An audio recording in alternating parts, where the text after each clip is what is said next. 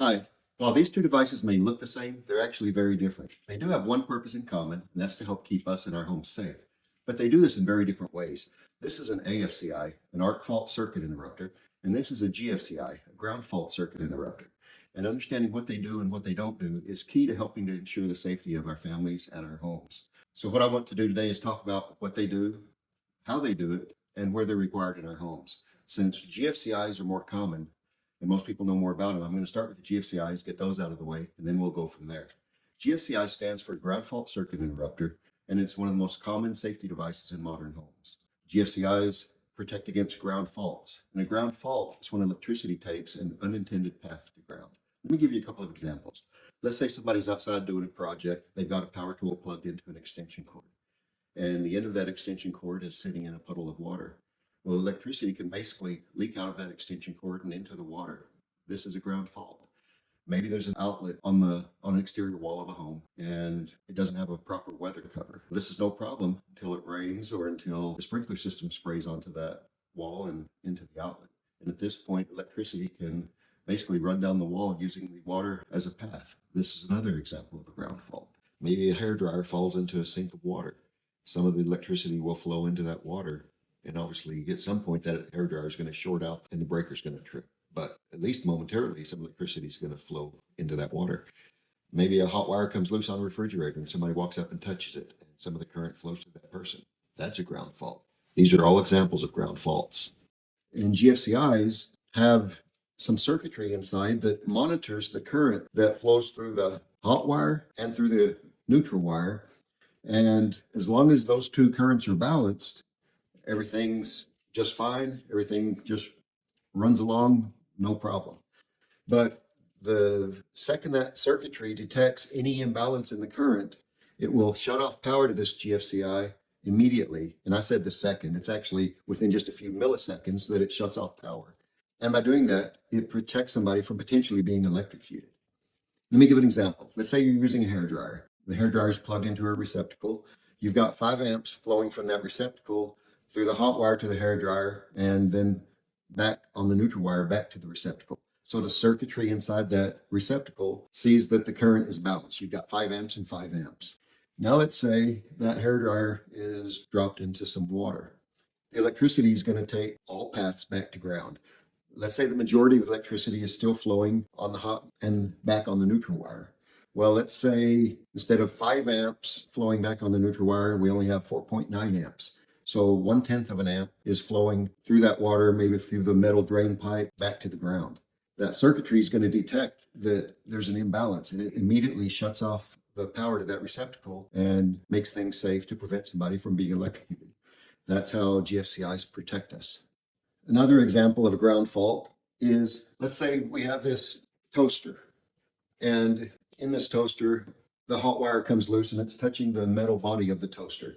So if somebody walks up and touches it, they could be electrocuted. They could become a path for that electricity.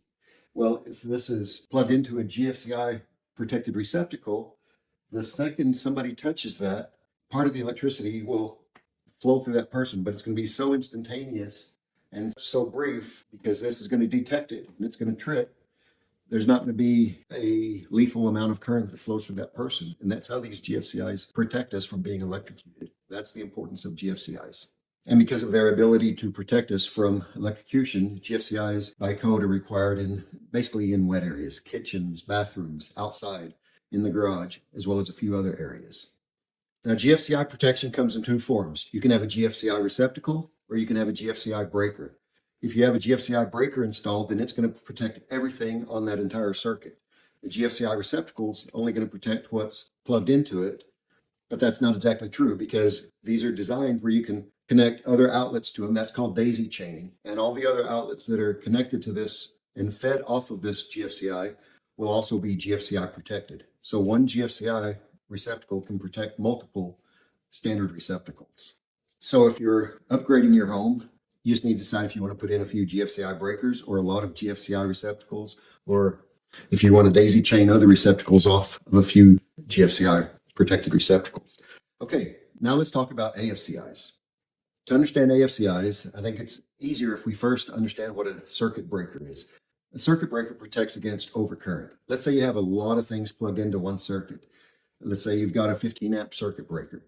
Well, if those items that you've got plugged in are pulling more than 15 amps, let's say 20 amps, 25 amps, then it won't take that breaker very long to trip.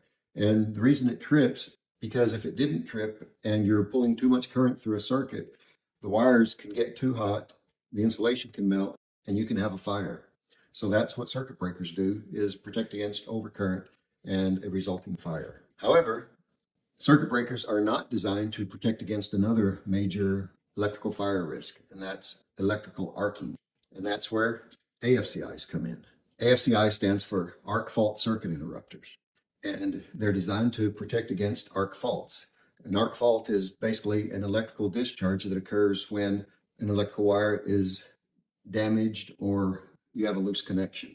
And these arcs are caused by electricity basically jumping across a gap in a wire or across a loose connection, and they generate intense heat. And this intense heat can result in fires. If you have a damaged wire inside a wall and you get arcing, if that arcing is close enough to wood, that wood can ignite.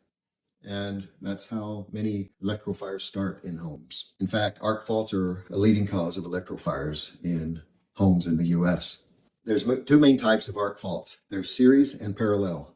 Let's start with parallel. Parallel arc fault is when the electricity or the arcing occurs between two wires that are running parallel to each other. Let's say you've got a hot and a neutral wire running side by side, and that's typically how they run. And the insulation is damaged on the hot wire and the neutral wire. Well, that electricity or that arcing can occur as electricity jumps from the hot wire to the neutral wire, or from the hot wire to the ground wire. That's a parallel arc fault. A series arc fault occurs on just one wire. Maybe there's a break in the wire and the electricity jumps across that break if it's small enough. Maybe there's a loose connection at a terminal on a electrical outlet or receptacle or on a light switch. If that screw is not tight that holds the wire, it can cause arcing. You may have heard a little bit of buzzing on a light switch or on an electrical outlet before. That's arcing that's occurring. Many arc faults have been caused by nails being driven in walls, maybe to hang a picture on a wall. And if that nail penetrates a wire and damages the insulation, or if it goes through the wire, it can create an arc fault. And that has been the cause of many fires in many homes throughout the US for years. And that's exactly what these arc fault circuit interrupters are designed to protect against. For full arc fault protection, the best thing to have is a combination AFCI or CAFCI. That protects against both series and parallel arc faults. And those are the most common that you can buy now. I assume you can buy just one or the other, but CAFCIs are what you want to use because it gives you the maximum protection. So if you're upgrading your home, if you're remodeling, if you're building a house, do you have to decide if you want AFCI breakers or GFCI breakers? Well, fortunately, no.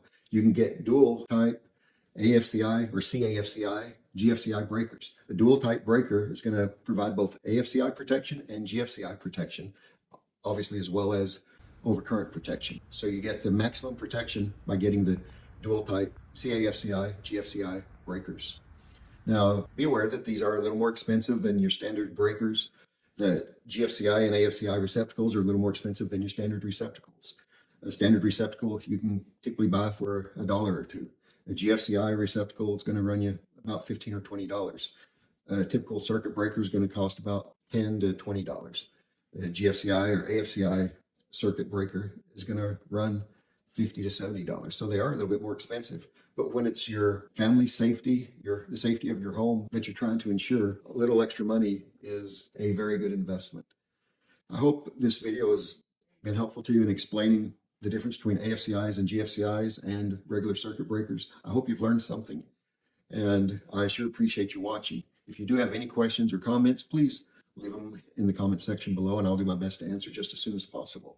I sure would appreciate if you'd give this a thumbs up, and if you enjoy learning things like this, I try to make these videos regularly. Please subscribe to my channel, and you'll be notified every time I put out a new video. I hope you have a wonderful day. Take care.